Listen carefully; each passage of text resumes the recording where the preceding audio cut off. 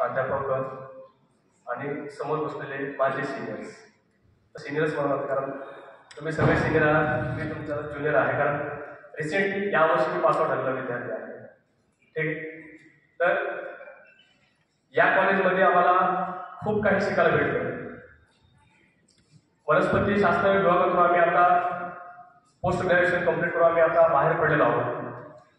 मला आपल्या कॉलेजबद्दल एकच सांगायचं आहे की माझ्या मनातलं जे काही अविस्मरणीय स्मृती कल्पना होती, या स्मृती कल्पनेला जो काही वाव आहे मला या महाविद्यालयात भेटलं.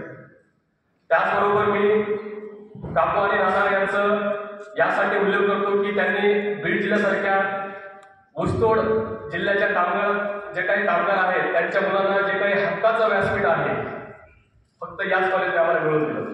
कारण जेव्हा जेव्हा आम्ही कॉन्फरन्सला जातो त्यावेळेस आम्हाला विचारलं होते पुढून की तुम्ही कोणत्या महाविद्यालयाचे विद्यार्थी आहात, तर त्यावेळेस आम्ही हक्कानं सांगतो की आम्ही KSK महाविद्यालय बीडचे विद्यार्थी आहात.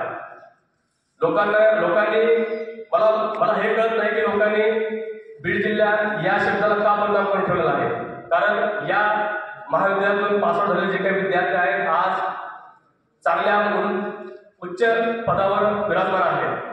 ज्यावेळेस आम्ही बेंगलोरच्या कॉन्फरन्सला गेलो त्यावेळेस त्यांनी विचारणा केली की तुम्ही कोणत्या राज्यातून आलात, त्यावेळेस आम्ही सांगितलं महाराष्ट्र आणि त्यातल्या त्यात मराठवाडा विभागातून आम्ही आलो. त्यावेळेस लोकांना प्रश्न पडला की जे काही मराठवाड्यासारख्या या दुष्काळी भागामधले विद्यार्थी देखील इतके उंच पदावर जाऊ शकतात.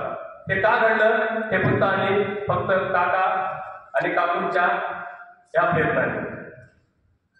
माझ्या शिक्षकांच्या मार्गदर्शनानुसार माझ्या स्वप्नांच्या माध्यमातून मी आपल्या नवीन दिलेल्या जीवनाच्या पथावर अग्रेसर होण्यास सजग आहे.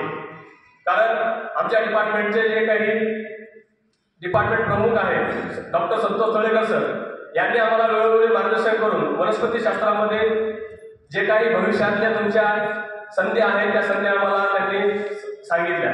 या संधीच्या शोधावर आम्ही आता निघालो आहोत. जाता एवढं सांगेल मी, सफर अभी जारी है, देखते हैं ये कारवा कहां तक ले जाता है. हे इथे आमचा अंत नाही, अंत कुठे होईल सांगता येत नाही.